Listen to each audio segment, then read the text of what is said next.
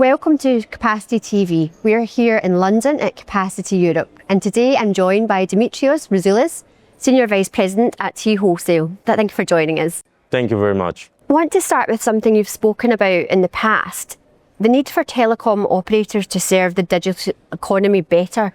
Can you tell us a little bit more about that?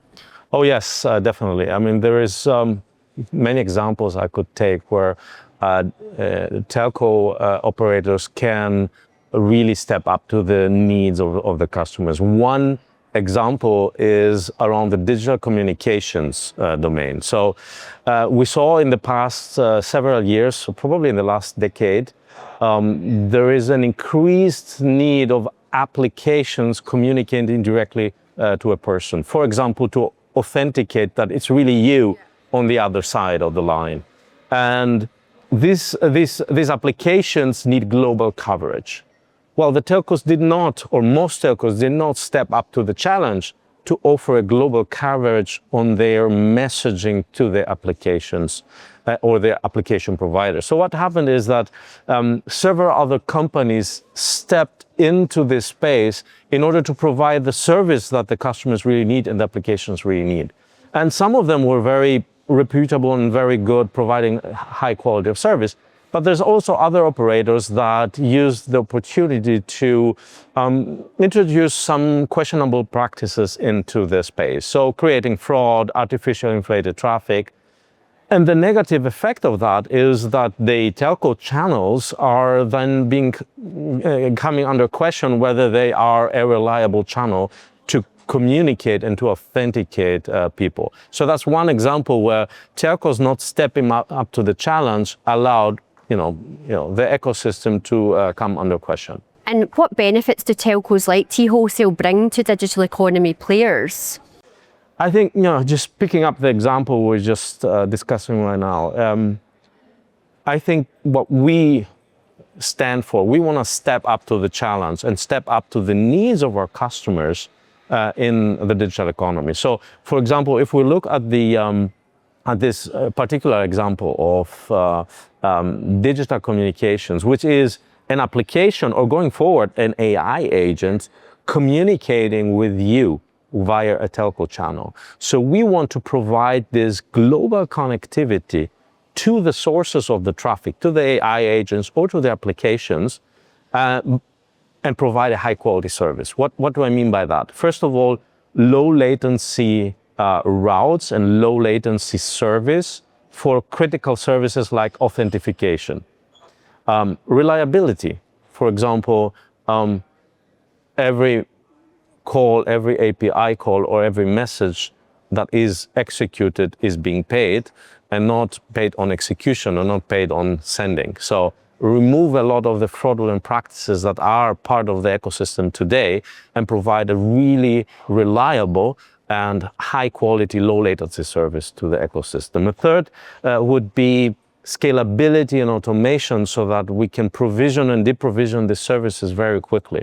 The fourth would be compliance with the regulations around the world. Telcos know how to provide a service compliant with all the regulations, which are different in different regions. So I think this is the service we want to provide to the digital economy as T Wholesale. Yeah.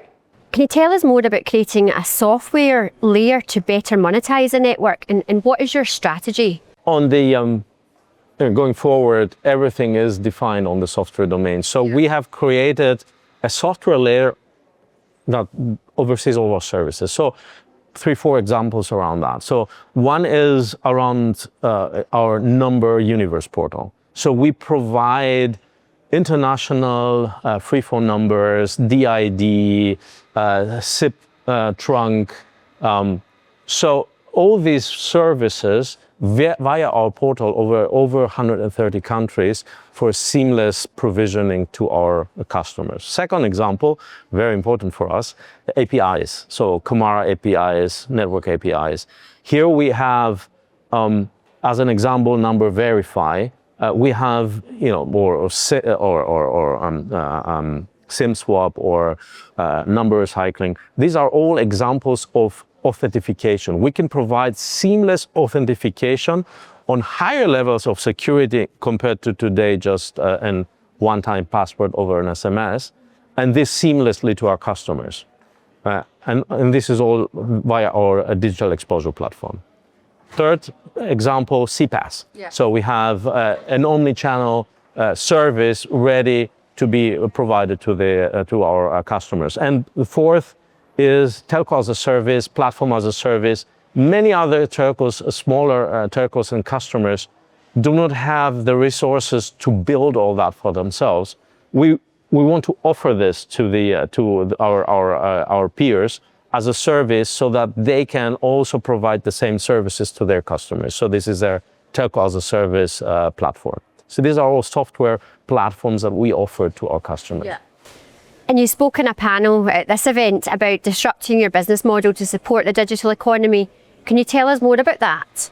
Yes, I think we need to be bold as a telco industry to disrupt our thinking. And the classical thinking is we have a transaction-based model. You have a transaction, there's a payment for this transaction. So if we look at most of the hyperscaler ecosystem, the digital natives, they are moving into a subscription-based model.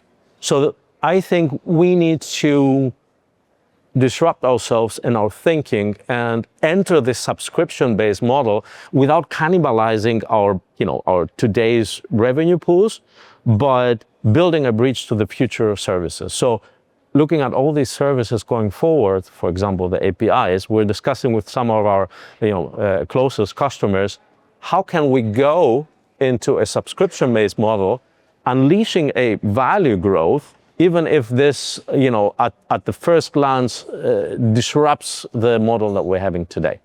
And how can telcos compete with the low-cost options that are available just now?